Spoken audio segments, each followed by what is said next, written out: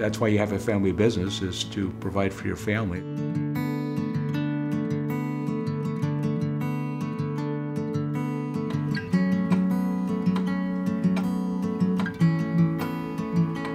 You know, since I spent a lot of time here, it's kind of nice to have it almost like a family room kind of atmosphere.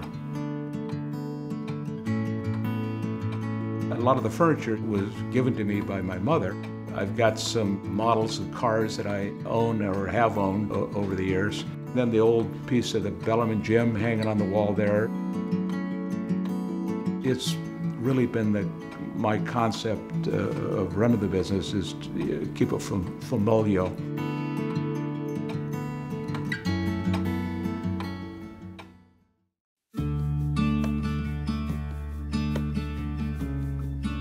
My mom and my dad started Best Electrical in 1954. I got to see my parents working very hard to make Best Electrical successful back in the day. They took a big chance. When my dad was an electrician, working 40 hours a week and getting a paycheck every week, he saw that he could do things a better way than he was allowed to do working for a contractor. I learned from them that, you know, you have to take a chance every now and then. I grew up in downtown San Jose. I was a pudgy little Italian boy playing cowboys and Indians with my neighbors on Sonoma Street. Until one day my parents told me I wasn't going to go to public middle school, that I was going to go to St. Joe's Middle School. And when I asked them why, they said, because we want you to go to Bellarmine. You know, I developed friendships, did reasonably well scholastically. I really attribute a lot of who I am to the Jesuits because they gave me such a great education and a great example of, you know, men for others.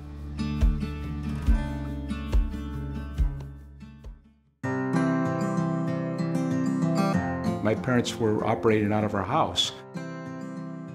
I remember they converted what was my bedroom at one point into the office for Best Electrical. I remember my mom working away there, but we still always had 3 meals a day. And I also saw them work their way through hard times, which has helped me working my way through hard times. And my dad required that we work in the business, and many a Saturday I was at the shop sorting stuff and working on the old trucks. I realized that you got to do what you got to do, and if it means working on a Saturday or Sunday or working 10 or 12 hours a day, you do it. That was the lessons I learned as a child, and it stuck with me. It stuck with my children too. My children, Ruth and Nicholas, are really running the show on a day-to-day basis. They've seen me working hard at this business to keep it going and keep it successful, and I think that's carried over in their lives, and I'm proud of that.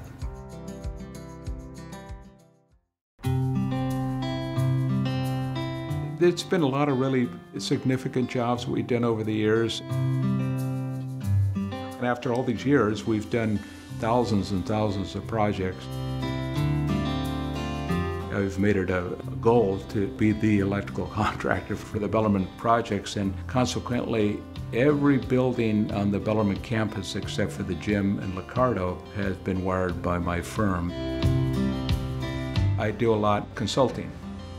Construction claims litigation, as it's called, and we were asked to help defend a lawsuit against another electrical contractor, and 900 cases later we're still doing it.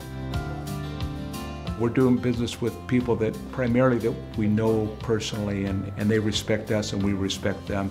So I think that's the primary asset of having a family business, is that you're able to know your customers personally and vice versa.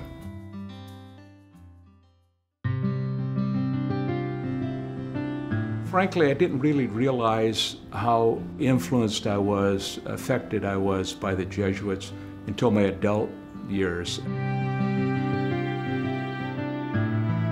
The Order of Malta is a lay religious order. It's the oldest order in the Catholic Church, 900 plus years in the offing. I've been involved since 2010, and our mission is to help the sick and the poor. We have hospitals and support various endeavors. We're helping the Ukrainians right now and so forth. Locally, we work in soup kitchens. But the primary thing we've been doing is producing and handing out hygiene kits to the homeless, just like the ones right across the street from my office here. And so many of them just simply matter that they lost their jobs and couldn't pay rent, and now they're living in a tent or living with pallets and a tarp over their head or a trailer if they're lucky. Giving back directly to Bellarmine and helping other alums to get involved, we came up with the concept of having Christian service events. So we've helped at Martha's Kitchen, we've helped at Loaves and Fishes, we've organized events, family supportive housing, a nativity school. So that's been very rewarding for me too, to get a lot of people involved, including my sons, to give them the opportunity to volunteer their time as bells. I've been very blessed to have a wonderful wife and a great family and a successful business and a lot of good friends. I feel the need to give back. I mean, that's as simple as that.